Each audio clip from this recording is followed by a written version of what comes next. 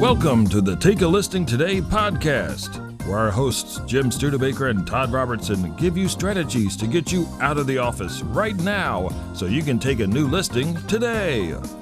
And now, here's Jim and Todd.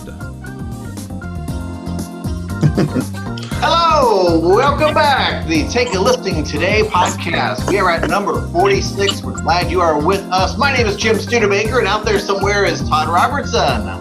Todd Robertson in the house. Welcome. And we also have our executive producer, Lisa Gray. Lisa Gray in the house. Hello. Well, welcome back. We are still all just huddled at home. Hopefully soon we'll be able to get back in the studio because we have a wonderful topic for you today. How do you give extraordinary customer service and make that the best gift you could give to your clients and even yourself? I mean, let's look at it. People who do closings, they send off like Home Depot gift cards, maybe a potted plant, maybe something. What about exceptional customer service? Would that be a great idea? Not only a great idea, but a part of starting with the exceptional customer service is not being that hit and run agent. Oh, I already closed that listing. I'm up to something else. Well, you're done. Your competition are hit and run agents. We know that. Exactly. Now look, only by using brilliant customer service and consistent follow-up can you give really good customer service, even after the sale, because that might be a repeat buyer, repeat seller, or you're going to get a referral from that person. NAR recently released the Home Buyers and Sellers Generational Report. And there's tidbits of information that apply well to all generations in the real estate market. How can this report help you understand your clients? Well, it's challenging to make blanket statements about a group of people based on their age, but it's also crazy to lump them into just two broad categories like buyers and sellers. Fortunately, the National Association of Realtors report gives a little insight into what the different generations are seeking in an agent and in a home. Are you ready for some great statistics? Yes, Lisa spent all night getting these. Lisa. I love my statistics. What can I say? Oh, that's proof. It's proof. Facts. The report shows that your most likely clients will be millennials and baby boomers. We've used those terms before. 37% of recent home buyers were millennials and 32% were baby boomers. Now, these are two completely different sets of real estate consumers with completely different sets of wants and needs. So why don't we dig into this and find out exactly what millennials want? Exactly. And I was going to point out, Jim, because you bring up a great point, because these are two kind of opposite end of the spectrum categories that realtors are going after. And it's very important. Part of extraordinary customer service is selling to them the way they want to be sold. So if you're selling to a baby boomer, you don't just stay in your one-dimensional sales mode. You've got to use some selling skills. Maybe you're matching and mirroring them. You're slowing down. You're giving them some more numbers, statistics. Maybe the millennials are boom, boom, boom right now. So you got to sell to them differently. So matching and mirroring them and not being one-dimensional is going to help you along that journey. Exactly. It's like matching the message to the client. So let's talk about what millennials want. They want to choose neighborhoods based on how convenient it is to their jobs. So it should come as no surprise that commuting costs are a big factor when they search for a home. Many baby boomers, on the other hand, are buying a home because they are retiring. Their minds are on saving money and efficiency. They want a home that won't burn through their retirement funds with heating and cooling costs. And those old people like their houses hot, so we don't want that to happen. Now, again, these are broad generalizations, but they give you a starting point to understand the specifics of the client that you're working with. This is where the initial consultation is your opportunity to dive deeper into their specific wants and needs. And this is true whether they're buying or selling a house. Well, and this initial consultation that you're about to go into is so critical because, and I even wrote down here in our production meeting, utilize your broker, utilize your manager, utilize those resources, because this consultation needs to be so strong. It cannot be at level 5, 6, or 7. this right here, that sentence you just read, will separate agents from dabbling and doing a deal occasionally to being the top in their board of realtors. Right. And I always get excited if I'm in a situation that I'm purchasing something or looking at a service, a product, whatever it is, and somebody is anticipating my questions. Very often I'm in a situation where I get done and I think, oh man, why didn't I ask this? Why didn't I ask that? But if you've got an agent who understands millennials, they're meeting with the millennial for a listing presentation or a buyer consultation, they already know based on the statistics and the studies what most millennials are interested in or want, and they present those answers before the questions are even asked. That's very exciting for somebody who is buying or selling to have that anticipated like that. I know it excites me. Exactly. Well, let me piggyback there. So one way an agent listening or watching right now can do this in a very easy way is to include that in their pre-listing consultation before you even get to them, whether it's electronic or on paper, to just let them know, hey, here are some things that have been in seller's mind. Let me know which one of these apply to you. What we're really doing is finding out what objections you're going to have ahead of time. So circle or just email back the one or two so we can just focus on what's important to you. What we're really doing is going to say, okay, let's help you overcome these two things so we can help you accomplish your goal. Great points. Great points. Now let's talk about buyers for a moment. How do you prepare your buying client for a satisfying experience? Millennials especially crave knowledge of the process. However, all buyers can benefit from a thorough buyer or seller consultation. Have you actually looked at your consultation? Are you being thorough enough when you're talking with buyers or sellers? If it's done on the fly, a buyer's consultation lasts about 15 minutes, and it doesn't include anything they can physically hold in their hands except maybe a contract, which is why most buyer consultations right now need some work. According to the NAR support, the biggest benefit of using a real estate agent during buyer's home search was the help they provided in understanding the home buying process. In fact, 60% of all buyers surveyed claimed that the biggest benefit of working with an agent was getting help to understand the process. So, ensure your consultation covers every step in the process and answers every conceivable question that they may have. Then, make it easy on yourself. Create some handouts and copy them to the buyers section on your website. Now, that might include something like a Mortgage 101 guide, a walkthrough of the appraisal process, and things that the home inspector does.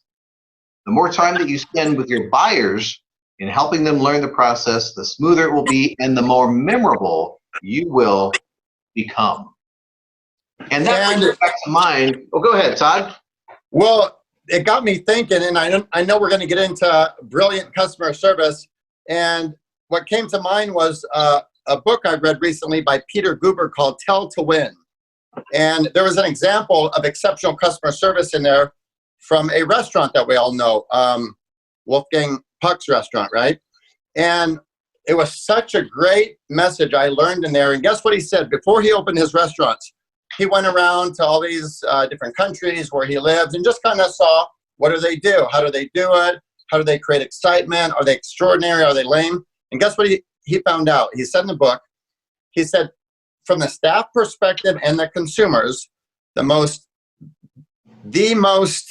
important, powerful night was opening night. So what he decided, and he trains all the staff this way now, he goes, every night at our restaurant is opening night. We're going to be out there smiling. We're going to have everything perfect. I mean, well, that's a great mindset and that costs nothing. Make every night opening night. How can a realtor apply that to their business working with the buyer or seller, right? That is great. You got to continue to provide that service every time, not just when you start out. Every time, every customer. Well, look at Broadway plays. Some of the Broadway plays go on for years and years, and every night has to feel like opening night because night is a whole new audience. Right. So for them, right. Yeah. It's their perception. When they leave, oh, I saw the movie Rent. I saw Wicked. Well, maybe it was the 400th time they've done it, but they've got to bring that heat, bring that uniqueness, that strength. Yep. Well, that's something right in our backyard. Walt Disney World, they have to do that each and every day. Unfortunately, they're closed down right at the moment, but normally each and every day it's the first visit for somebody there, so they have to put on the show like it's your first time each and every day. So we read that Disney book during our leadership group, remember? We did. That was a good book. Yep, good memory you have. Yeah. So speaking of buyer consultations, my memory is actually working well today because I recall a brilliant blog post that is on the ProspectsPLUS blog website, which is perfecting your buyer consultation. So you want to go there. What's the address for that, Lisa? Well, it's blog.prospectsplus.com. Super easy. It's actually, that blog went up last week. So it'll be super easy to find. If you look on the right-hand vertical column, you'll see they list a couple of the recent blog articles. It'll be right there. You can click on it and read it. There's some great tips in that article too. Really great for filling out your buyer consultation and perfecting it. Nice. So go check that out. So I want to move on. The next step to brilliant customer service, get your vendor list together. I want to tell you a story. I once met a waitress. I asked her for her phone number and she slapped me. But then the next week. Only once though, right? Only once, so it was good. My face was red. But then the next week I met another waitress and she played a game with every customer that she served. Now, the customers were not actually aware of this game, but the waitresses called it anticipation. And to declare the winner of this game, the waitress would need to anticipate what each table, what the customers at the tables needed and wanted. So this meant remembering, for example, the mint jelly for the guy who ordered lamb, ensuring the bread basket remained full and there was sufficient butter on the table. Now, if the customer asked for something, then the waitress lost the game for that day. So that was a fun exercise, and it kind of goes into being a real estate agent. You can't anticipate every single thing that a client needs during the buying or selling process, but you can fulfill many of them with your preferred vendor list. And a couple things I like what you said there. Number one, the preferred vendor list, and that might be a constant evolution, right? Maybe you have a handyman at first and then he went sideways, or a maid or a tree trimmer. So that will be a work in progress. So take what Jim just said there, put that in stone, because that will save you time. That will make you look good with your buyers and sellers. I also wanted to comment about when you talked about the waitress, that game. I loved it. Same with a real estate agent. What's the game? Well, the game is there are no new objections in this game of real estate. They are not inventing new objections. So a realtor listening or watching right now, there's no reason they can't get great at all of them. And go to your broker, use a resource, get strong there so you don't get hit from an unidentified something coming out from left field on you. Well, and what if you use this anticipation game for a day? You've got a listing presentation coming up and you say, I'm going to see what I can do to get through as much of this presentation without somebody asking me something that I did not anticipate. I'm going to have all the resources and materials, everything I need but the kitchen sink to be able to really give them a full idea of an experience with me and what it's all about to buy a home or sell a home, whatever it is I think I anticipate that they could possibly need. If you go into a presentation with that on your mind, how much more colorful is that presentation going to be? How much more in-depth is that presentation going to be? What a great idea to just try that one time. Well done. I like that. Lisa, talk about the realestatetrainer.com. What does that do for our listeners and viewers? Realestatetrainer.com. Oh, yes. Okay, now we're going back over to vendor list again. We started talking about the vendor list and how important that is. If you want to give a concierge level of service to your clients, you want to offer a vendor list. It really shows that you are upping your game and you're anticipating what their needs are. And the realestatetrainer.com, that website, they actually have a great vendor list suggestion to get you going. If you're thinking who should be on that list, who isn't necessary to be on that list, go to the realestatetrainer.com and take a look at that list, and it'll kind of get your juices flowing and you can put a great list together for your client. And that would really set you apart as the world-class concierge of real estate. If you have that list and you give that to your clients before they even ask for it, because they might be thinking about it in the middle of the night and not want to bother you. But if you've given it to them ahead of time, now you're really showing how you're giving world-class exceptional service. Absolutely. Nice. So let's have one final tip, shall we? The funny thing about us is we vividly remember the bad service we receive, but not so much the good service that we get. This is why even after you've given concierge level service, you need to consistently maintain communication after the transaction. A subtle reminder of just how awesome you are and get the referrals flowing in. And if we look at this overall podcast, exceptional customer service, all of these details matter. And the truth is, the best way to give exceptional customer service is tell the truth, qualify them correctly, price their home correctly, and get them the most money in the shortest period of time. Boom, there's magic in that. Where a lot of agents aren't going to come from that place. They're going to list it, beat them down. They're not going to do the things that are in here. I mean, start with that and then make these things happen, and you will start separating yourself from the pack. Well, and another thing, in addition to the vendor list, how often do people close on a home? We're not talking about a new home, but an older home, and suddenly maybe they're in a complex.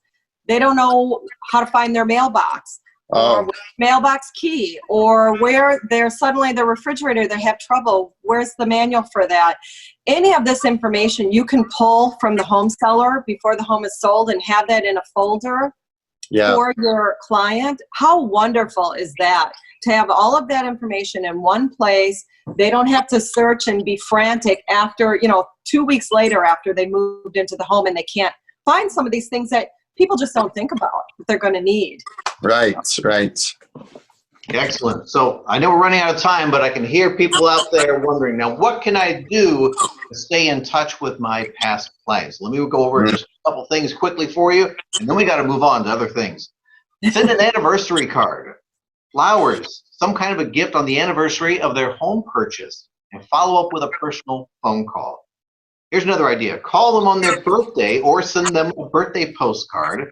Maybe even throw a $10 Starbucks gift card at them.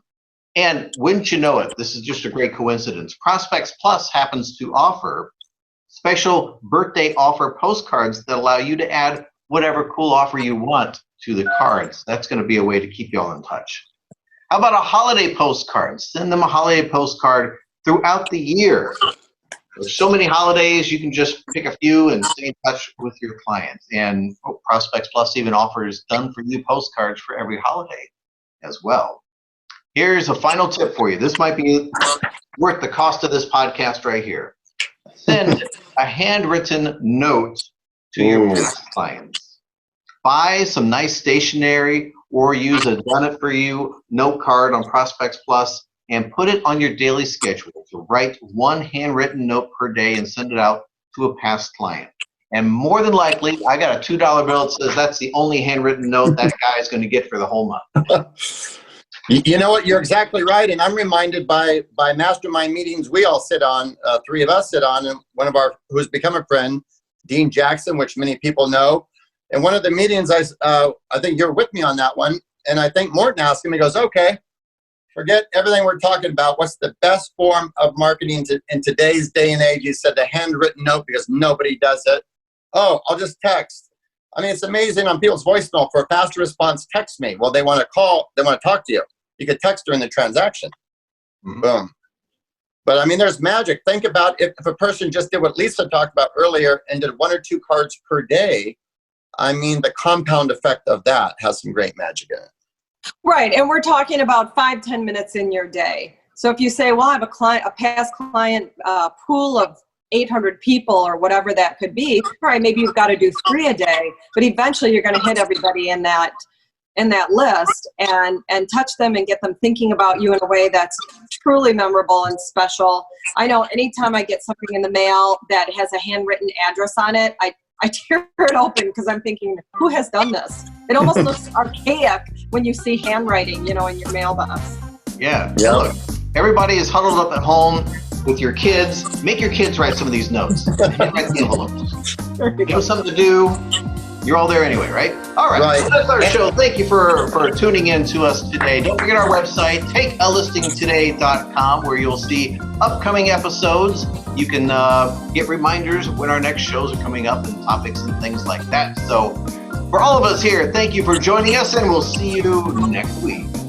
Thank you, guys. Have a good one. Stay strong. Bye.